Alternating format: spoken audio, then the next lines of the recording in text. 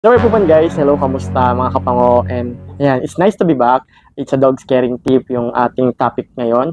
So for today's video guys, i-share ko sa inyo kung ano nga ba yung preparation na ginagawa ko kapag malapit ng mga anak yung alaga kong aso, kung ano-ano nga ba yung hinahanda kong preparation.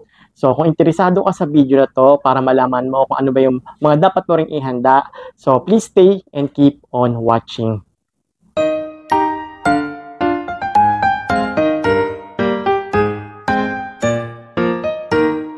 Sige, Rabia, iri pa.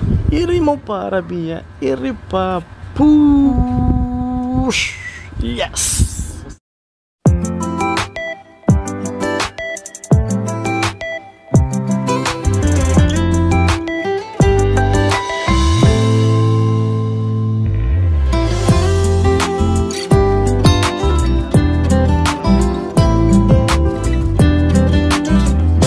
Guys, so bago tayo mag-proceed sa video, so gusto ko muna pala magpasalamat sa mga bago nating subscriber dito sa aking YouTube channel na Chizu Pau Family, sa mga nag-subscribe at saka sa mga nag-like at saka sa mga nagko-comment. Maraming salamat po. Proceed to the video. So ano nga ba yung mga dapat yung tandaan or mga dapat yung ihanda kapag malapit ng mga anak yung aso nyo, at ano nga ba yung mga dapat yung ihanda kapag manganganak na yung mga alaga nyong aso. So unang guys, ano nga ba yung mga sign and symptoms na malapit na mga anak yung alaga yung aso? So itong mga alaga nating aso, sila guys is possible na mga anak ng 58 to 68 days. Yung iba pa nga inaabot ng 72 days. Pero yung pinaka talagang regular is 60 days. So yun talaga. Medyo talaga may iba na medyo maaga na papaanak, 58 days. Kapag yung alaga yung aso ay tumungtong na yung kanyang pagbubuntis sa 58 days, possible na pwede na rin siyang manganak noon. So, kailangan kumuha na kayo ng thermometer para sukatin nyo yung kanyang temperature sa katawan niya. So, kapag bumaba, ang temperature kasi, normal temperature ng alaga nating aso kapag buntis is 38 to 39 pataas. So, kapag nag-37 pababa yung temperature ng alaga yung aso, possible na within 24 hours, 12 hours, manganak na yung alaga yung aso. So, ginagawa ko kapag 58 days na yung alaga kong aso, chinecheck ko na talaga kung yung temperature niya, kung normal pa ba, kasi para malaman ko kung kailangan ko na ba siyang bantayan. Mahirap kasi guys na magpuyat tapos hindi pa pala siya manganganak. So napaka-importante na kahit pa paano may alam kayo kung paano nyo malalaman na malapit ng mga anak yung alaga nyong aso. So ano nga ba yung mga maipapakita ng alaga nyong aso kapag malapit na siyang manganak? So sa akin, based sa aking experience guys, so itong si Rabia guys kasi 3 times, 4 times na yata siyang manganganak. So una kong napapansin sa kanya is nagkakalikal siya. So kapag nagkakalikal na yung aso nyo, hindi naman ibig sabihin manganganak na talaga siya. Meron talaga may early sign na ganun siya, pero hindi pa naman talaga manganganak. Kaya doon pa rin, kunin nyo na agad yung temperature niya sa umaga at saka sa gabi bago kayo matulog para sure. And then next, kapag malapit ng mga anak yung alaga yung aso, mapapansin nyo, dumi na siya ng dumi. Yun. Pag ang aso guys ay dumi na ng dumi, yung talaga, yung makikita mo na malapit na talagang possible na rin talaga ng mga anak yung alaga yung aso. Ibig sabihin kasi nun guys, nililinis niya na yung puwerta niya, nilalabas niya na yung dumi, and then third, kapag hindi na siya kumain. So, talagang mapapansin nyo kahit anong bigyan nyo ng pagkain, ayaw nyo nang kumain kasi wala na siyang ganong kumain. And then, yung last nun guys, makikita nyo, hinihingal na yung alaga yung aso. Parang gumaganyan siya. Tapos makikita nyo, parang nanginginig siya.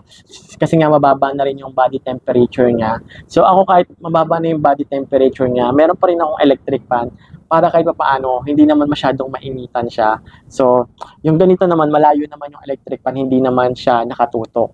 So, para lang centralize yung hangin para hindi rin naman sobrang init dito sa bahay. So, yun yung mga sign na malapit ng mga anak yung aso nyo. Of course, kailangan 58 days to 68 days. Yung pinaka-last is 72 days. May nanganganak ng 72 days. Pero yung pinaka-ano talaga is 60. Ayan. So, yun nga. So, ano-ano nga ba yung mga kailangan yung ihanda kapag malapit ng mga anak yung alaga yung aso? So, isa-isahin natin itong mga hinanda ko rito kasi meron akong mga hinanda dito. Papakita ko sa inyo kung ano-ano nga ba. So, kailangan talaga, una nyong gagawin is i-prepare nyo yung aanakan ng alaga yung aso, yung lugar. Katulad ako guys, so ito malaki yung space natin dito. Naglaan ako ng space dito. Dito kasi sa bahay, hindi naman matao, hindi naman labas-pasok. Actually, naglagay din ako ng CCTV for monitoring kung sino ba yung pumapasok, kung sino ba yung lumalabas para makita ko rin siya kung ano na ba nangyayari sa kanya. In case na wala ako rito, nasa tindahan tayo, nagbabantay kasi kailangan natin kumayod, ayan. So, mamomonitor ko siya, naglalagay talaga ako ng CCTV. Una kong ginagawa is sinisecure ko siya guys. Minamap ko tong sahig na to, talagang dinidisinfect ko, sinasabon ko ng bonggang-bongga, as in mabulang-mabula kapag malapit na siyang mga anak. Dinidisinfect ko na siya everyday. Tapos, nagsiset up na rin ako ng fence. So, yung fence guys, depende sa inyo guys ha. Pwede naman kayo gumamit ng malaking batya, basta magiging komportable lang yung alaga yung aso sa panganganak niya. And then, of course, kailangan nyo rin mga damit. Kung may pinaglumaan kayong damit, may mga mancha, wag naman yung madumi guys, kailangan malinis yung papagamit nyo sa alaga yung aso. Saan ginagamit ko is yung may mga mancha kong damit. Yun yung ginagamit ko kapag malapit na siyang mga anak. Tapos, kailangan meron, depende na lang sa inyo guys, kung gagamit kayo ng gloves. So, ayan, hand gloves, surgical gloves, or kahit anong gloves. Pero sa akin kasi guys, mas sanay kasi ako ng walang gloves, tsaka hindi naman ako maarte na kahit may dugo, okay lang, carry boom boom lang sa akin yon. Pero kung kayo guys, hindi kayo sanay or first time nyo pa lang magpapaanak, yun, kung gusto nyo, pwede kayo gumamit ng gloves, basta malinis na gloves. And then next, kailangan nyo bumili or maghanda ng tissue. So, yung mga tissue guys, ganito.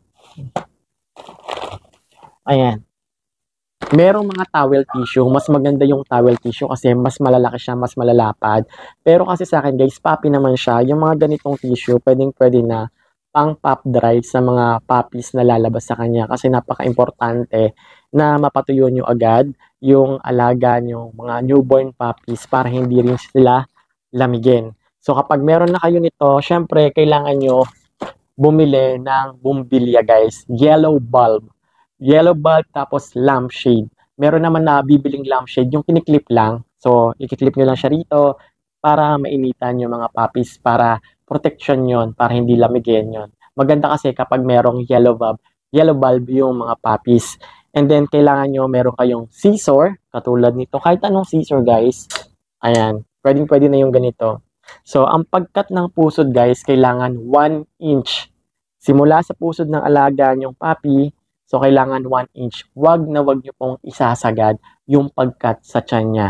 So, next, pwede kayong gumamit ng sinulid para itali yung kanyang umbilical cord. Yung iba naman guys, hindi na nila tinatalian. Pero sa akin guys, tinatalian ko. Wala namang problema kung hindi nyo rin tatalian. Kasi mabilis lang naman matuyo yung pusod ng newborn puppy. Kasi nga 2 days, 3 days tuyo na siya. And then next, sinulid. Kailangan may sinulid kayo. At napaka-importante guys, dapat meron kayong pump. So, pag sinabing pump guys, meron kayong ganitong pump. Ayan. Ito guys, meron siyang dalawang klaseng pump. Merong mas maliit nito, yung mas mataba, yung dulo niya. So, ito kasi aspiration. So, ito gamit ko to kapag bagong labas yung puppy, tapos hindi siya humihinga. So, ginagawa ko, nililinis ko yung mga ilong niya. Ito kasi mas maganda kasi nakakapasok ng maayos sa bibig ng newborn puppy. So talagang nadadala ko yung mga nakabarang nakabarang liquid. Kasi minsan 'di ba kapag sobrang tagal na buksan mo na yung placenta tapos nababad siya sa loob, so napupuno siya ng fluid. So napaka-importante para mabilis siyang makahinga, hindi siya mahirapan huminga. So ito, napaka-importante to guys. So lifesaver to ng mga puppies. So napaka-importante nito. And then yung last guys, so, kailangan meron kayong contact number ng vet kung saan nyo pwedeng dalhin yung alaga nyong buntis kasi hindi natin masasabi yung senaryo. Minsan kasi guys, hindi mo masasabi na masi-CS yung alaga nyong aso. So, napaka-importante. Meron kayong contact number ng vet. Yung vet na pagkakatiwalaan na 24 hours bukas. Kasi possible, mga anak yung alaga nyo ng madaling araw. Minsan kasi yung mga vet, hindi sila 24 hours. Yung mga vet nagsasarado minsan ng alas 5, nagbubukas ng alas 8 ng umaga. Paano kung yung alaga yung aso, lumabas yung puppy pero nakalaylay lang na ipit. may mga ganong tendency or possible na ma-CS yung alaga niyong aso. So, napaka-importante na meron kayong mahihingan ng tulong, matatakbuhang vet in case na masisaryan yung aso nyo. And then yung last, ito guys, swerte nyo na lang talaga guys kapag hindi na cesarean yung aso nyo, kapag normal delivery siya. Kasi guys, ang cesarean kasi guys ng aso, nasa 15,000 pataas. 15,000 pataas. Hindi pa po kasama yung mga medication, kasama na yung ano, yung confinement ng isang araw yata, tapos yung gamot. Pero kapag inuwi nyo na yung aso nyo, pati yung mga puppy, syempre may mga babayaran pa kayo doon, mga supplement, vitamins, so yun, kailangan yun. So siguro papalo siya ng 18,000 pataas kapag na CS. So napaka-importante, meron tayong nakasave na budget para sa mga alaga nating aso. Kasi ako guys, na-experience ko na yan, ang aking Mimi ang nanganak si Princess. So, akala ko kaya ko siyang inormal. So, hindi tayo perfecto, hindi ako magaling talaga na 100% magpaanak. Depende pa rin talaga sa situation kung mabait sa atin si God, kung talagang ibibigay sa atin ni God, napakagandang blessing yon. So, ang nangyayari noon, nailabas niya na. Kaso, sumabit yung puppy, hindi ko kayang hugutin. Miski ako, nung dinala ko siya sa vet, hindi rin siyang kayang hugutin ng doktor. So, nahirapan talaga siyang hugutin yung puppy at nung paghugot ng puppy nun, kasi matagal na siyang nakalaylay, namatay na yung puppy. So, meron pa daw naiwan sa puppy. So, ang ginawa naman is sinies. So, in-injection na si Princess ng pampahilab para mailabas daw yung puppy. Kapag hindi daw nailabas, possible na itakbo ko ulit siya sa vet, tapos ma-CS. So, ganun yung nangyari sa akin before.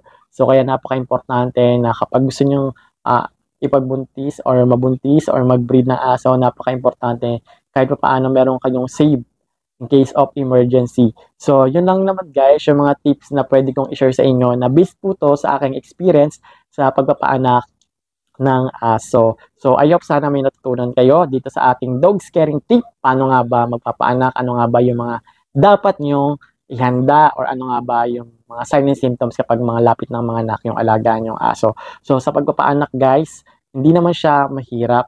Basta meron na kayong stock knowledge kapag malapit ng mga anak yung alaga yung aso. Gawin nyo lang guys, manood kayo ng mga YouTube, ng mga tutorial, kapag ano nga bang pwedeng gawin kapag malapit ng lumabas yung pup. So, yun lang guys, that's it for today's video and I hope you like this video guys at may natutunan kayo. So if you like this video guys, so don't forget to click thumbs up.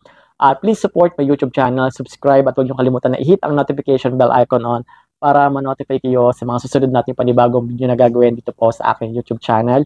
At kung meron po kayong question or suggestion, mag-comment lang po kayo dyan sa ibaba. Please comment dyan. Or pwede kayo mag-DM sa aking YouTube chat, Facebook page na Chicha Pau Family at sasagutin natin yung question nyo sa abot ng aking makakaya. And that's for today's video guys. And yan, have a blessed day guys. And thank you for watching. See you on my next dog scaring tip vlog. Bye-bye!